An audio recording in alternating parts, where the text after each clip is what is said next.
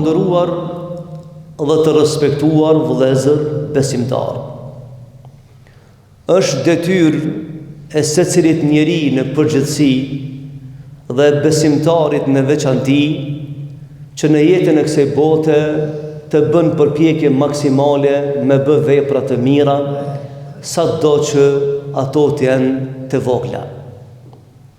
Vepra e mirë është pasqyrë dhe peshore për besimtarin. Përmes veprës njeriu e dëshmon sjelljen dhe besimin në raport me Zotin e Madhreshëm, familjen, shoqërinë dhe jetën ku jeton. Veprat e mira do të mbesin garancion për të ardhmen e afërt të njeriu në këtë botë dhe për shpërblimin në botën e përjetshme. Të ndershëm vëllezër besimtar, në përmbyllje të temës kujdes çfarë gjurmë lëm në jetën e kësaj bote, sot dëshiroj me i përcjell një 2-3 mesazhe të shkurtëra nga thesari i Islamit. Të ndershëm vëllezër besimtar, edhe për faktin se jeta kësaj bote është e shkurtër, megjithatë ajo është e këndshme, është e bukur dhe e mirë, dhe s'ja vlen që në këtë jetë njeriu me angazhu, me lodh veten në punë që si takojnë jetës.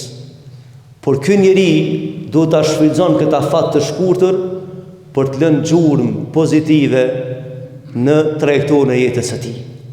Jeta bëhet e bukur kur ndërtohet, kur zhvillohet, kur njeriu sillet mirë dhe kur njeriu lën gjurmë të mira në jetën e kësaj bote. Të ndershëm vëllezër, nuk mjafton vetëm thirrje e mirë për diçka të mirë. Nuk mjafton vetëm iniciativa e mirë për diçka të mirë. Nëse asaj thirrje ose asaj iniciative nuk i veshën veprat, nuk dëshmohet me vepra. Për shembull, Zoti i Madhreshëm thon në Kur'an: "Wa man ahsanu qawlan mimman da'a ila Allah." Nuk ka thirrje më të mirë se sa ajo e cila thirr për te Zoti i Madhreshëm, sepse të gjitha rrugët e kësaj jete çojnë te Zoti. E dashte apo nuk e dashte këtë çështje, e pranove apo nuk e pranove, të gjitha rrugët e jetës kanë më të përfunduar te Zoti, kanë më çuar te Zoti. E pastaj ti e zgjedh mënyrën që po shkon mirë apo shkon i ngarkuar me gjëra të cilat s'e kanë dashur me ngarku jetën. Dhe Zoti i Madhreshëm thotë nuk ka thirrje më e mirë se sa ajo e cila thirr në rrugën e Zotit dhe pastaj thotë inneni wa amila salihan, dhe bën vepra të mira, e dëshmon thirrjen me vepra të mira dhe thotë inneni minel muslimin, e un jam musliman. Pra karta e identitetit të njeriu për në rrugën e Zotit, thirrja për rrugën e Zotit fillon me një thirrje të bukur, argumentohet pastaj me vepra të mira dhe njeriu e dëshmon se pse është musliman në jetën e botë dhe kujt i beson. Pra dëshmohet përmes veprave. Dhe sot të ndershëm vëllezër, dëshiroj me përmend 2 hadithe që na vijnë në jetë si kritere me të cilat do të rrugtohemi këtë dunjë. Hadithi i parë na thot pejgamberi alayhis salam: mos e injoroni asnjë vepër të mirë, edhe nëse është e vogël. Dietarët e mëdhej kanë thonë, është mirë që të farë rregulle me shkru njeriu dikun ku e lexon për çdo ditë. Me pa, se po thot pejgamberi, mos e injoro asnjë vepër të mirë, edhe nëse është e vogël. Shtrohet pyetja pse? Pse të mos injorohet? Sepse vëllezër të ndershëm, peshorja ku maten veprat e mira, ajo mbushet me gjërat e vogla. E pastaj bën mëdha. Duket që janë të vogla, ti kena përdur. Ama ai që ka më të llogarit, ajo është preciz, Allahu xhalla wala. E në ditën e gjykimit po kanë njerëz dhe po e mbush kanë peshorën e sevapeve me gjërat e vogla që dikush ka injoruar. Keni pa për shembull pika vërshon shiu. Pastaj bëhet lum. Kështu që me veprat e vogla që ne po injorojmë, si bajmë, jena me minus. A në ditë komu na vdasht, edhe një diçka shumë e vogël, për ta kaluar peshorën në ahiret, për të kaluar siratit. Rasulullah na porosit dhe na tha, në ditën e gjykimit, ndoshta komu të dasht vetëm edhe një fjalë e vogël, vish një fjalë, hiç më shumë, për më të shpëtu prej kanarit që ti e ke injoru. Pra rregulla kësaj bote mos e injoroni veprat e mira. Vëllezër të ndershëm, është transmetuar në ditë një rast. Ka raste shumë, po do ta mbyty temën. Në ditë për ditë thot pejgamberi alayhis salam, siç e dini në Isra dhe në Miraj, kur është ngrit Miraj, ka pa argumente të mëdha, është temë e madhe kjo shkencore. Thot në ditë prej ditëve i kam dëgju gjurmt e kamve të njerëzve në xhenet. Dhe ato gjurmt e kamve që i kam dëgju në xhenet, tham ka thonë Gjibrili alayhis salam, njëna prej tyre gjurmeve është e Bilalit. Bilali ka qenë rob, gjysmën e jetës e ka qu si rob. Derisa e ka pranuar Islamin, ka rënë dorë të pejgamberit sa, e ka pranuar Islamin, e ka ndëruar Zoti, u bë me zemrin e pejgamberit dhe ka hinë histori e gati. Edhe pejgamberi sa do të Bilal. To tam tregon çfarë vepre bën ti që ti kam dëgjuar në gjurmë dhe kam vetuar në xhenet. Wallahi fa Rasulullah nuk di që bëj vepra të mëdha. Tha veç e kam shprehinë diçka. Tha fa shprehi e ki. Tha sa herë ta ndroj avdesin, i fali 2 rekate namaz. A tha pejgamberi sa, a i ban vazhdimsi, tha në vazhdimsi e baj. Dhe Rasulullah i thot, kam kalunit dhe rrëzave, dhe më ka thonë Gjibrili alayhis salam, a i shef të dy në varë, njëri prej tëre e jep këtë dunjan me shaka, o ti mungu një sejtë për mi në xhenet, që i ka injoru një jetën se bote, që e sejtë për mungon. Pra vëllezër të ndershëm, çka të na jepet mundësia në këtë dunjan me bë veprat e mira, mos e kurse veten, edhe nëse të dohen të vogla. Se ai që ka më llogarit, ai peshon, ai s'poblen shumë. Allahu xhallahu ala. E ai që të llogarit keqën që është e vogël, ai ndëshkon shumë. Pra edhe me të vogla ndëshkon, po edhe me të mëdha, do të thonë shpërblen dhe ka në transmetim të pejgamberit sallallahu alaihi wasallam se në ditën e gjykimit në ahiret vetëm një kafshat e bukës që ka dhënë bëhet sebeb dhe Zoti i Madhreshëm e fut në xhenet. Thamë qysh Rasulullah, tha ka qenë kohë krize, edhe ka zgjedh mes vetës apo fëmijëve jetim, dhe ka thonë ma mirë po jap fëmijëve se sa për veti.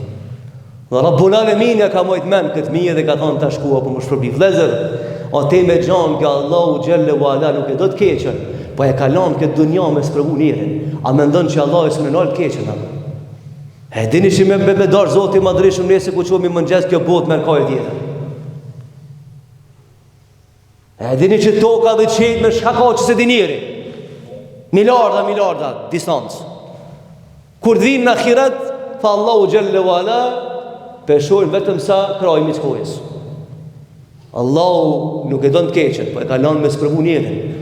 Allahu ka mundësi me nal keqen, por ja ka dhënë mundësinë njeriu këtë dunja me pa çka ban ky njeri, nëse i pot mundësia me pa keq. Çka mund të bëjë ky njeri? Sepse funi çka do që të bëjsh për veti, s'monësh me ndryshu ka dhe në Allah dhe zëvgjel. Veç për veti. E ti zgjedh rrugën tonë, është problemi yt. Por kur s'ban përgjegjësi për ty më nëse për Allahu xhallahu ala. Pra mos e injoroni veprat e mira vëllezër. Çka ti pot mundësia me bë mirë, pak bane për Zotin e Madhreshëm. Dhe kriteri i dytë, vëllezër, për me qenë i suksesshëm në ahiret të fjala, thot pejgamberi sallallahu alaihi wasallam, më së shumti që e do Zoti i Madhreshëm e do atë vepër e cila bëhet në vazhdimsi, edhe nëse është pak. Çka nuk kupton e do atë vepër që bëhet në vazhdimsi edhe nëse është pak? Për shembull, na s'kena mundësi me kanë bamirë sa të mbaj. Po të pakën të vogël muna me kanë. Çka muna me kanë? Për shembull, njëri e ban një jetë thot për çdo xumë kam i dhënë 50 cent për fukara. Edhe ta një jetën jep. Që kjo vepër që e ban në vazhdimsi. Ose qohën sabah. Keni pa një ditë rekord vëllezër, sepse veprat që bëhen në vazhdimsi, nëse janë të vogla, koha i peshon ranë. Që një shembull thjesht. A pat një ditë, e kam thonë si shembull, një grua dhe një burë se si shkretirën e shëndrojnë në xhungull. Edhe kur i pyet gazetari çish keni mujt me bën këta, thotë që 50 vjet për çdo ditë mjedh me pemë. Edhe kur ta merr tash panoramën aty veni, ka qenë xhungull dhe keq. E tash ka qenë domosdoshmë shkretin. Ka pas një lumë në mes, dhe tash është bëni prej kopshte më atraktive në botë. I thanë çish e bane, tha me vullnet, por çdo ditë ka mjedh pemë. Vallahi ka thonë pejgamberi sa, edhe nëse nin ushtimin e kiametit dhe e ki pemën në dorë, provo ta mjedhe, sepse Allahu ka më ta shpërbly në ahiret, si se vapa. Pra mos injoroni veprat e vogla, edhe bëni një vazhdimsi vëllezër. Sepse kanë muna vytë argumente para Zotit më drishëm. Vallahi kanë më të mashtruar ato që kena për rreth. Na mashtrojnë detyrat, na mashtrojnë postin, na mashtrojnë gjithçka. Ama veç në çefi nga me dorë pse bote. Veç veprat me mor me veti. Kur gjatë tjetër. Regjistri e veprave tua kur s'ka më ta lexu për veshti. Dhe kur s'ka më llogari për veshti. Edhe kimë pas është i shtrenjtë xheneti. Sepse kur po flasim për xhenetin, na ka kriju përshtypjen këtë dunjë, shumë me të folën apo në kafe që ka mundësi kushdo me inta. As po na shkon mend që po flasim për diçka që është fundi. Edhe për atë fund vendos vetëm Rabbul Alamin. E ai nuk i thën ligjet. Ai nëse të ka thonë nuk shkel kamet keqe në xhenet, bindu se të shkel. Se s'ka kush e detyron Allahu në Zotë me ndryshu vendimin. A kemi nevojë për vepra të mira vëllezër. Mos e injoro, tha pejgamberi sa, imani, besimi i njerit o me shkallë. Shumë jemi këtë në këtu bashkë në xhami, por ndoshta imanin se kemi të njëjtë. Dikush begje, o plit kon iman. Çdo populli me një shiqet bajramit ja ndryshon kohën. E dikush o begje thellë në iman. S'lul me parimet imanit, besimit. Tha Rasulullah, imani është shkallë. Po fjala më, niveli më i lartë i imanit është dëshmia se s'ka Zot tjetër përveç Allahut. E kush mendon ndryshe problemi i tij, ama s'ka Zot tjetër përveç Allahut. Edhe shkalla më e ulët e imanit është thotë ka të ecë rrugës me largu pengesat e rrugës. Që kjo është shenjë imani, ti ki iman, edhe që aty dëshmon imanin tanë. Jo me qitë pengesa në rrugë, po me hek pengesa për rrugës. është shenjë që dëshmon imanin e njerit. Vëllezër të ndershëm, kjo fe është projekt i Zotit Madhrishëm. Ne jena musafir me një tokë, vetëm me një pjesë të jetës. Dhe s'mund të ndryshojmë trajtorin e jetës. Por jemi përgjes për veprat e tona, për sjelljet tona.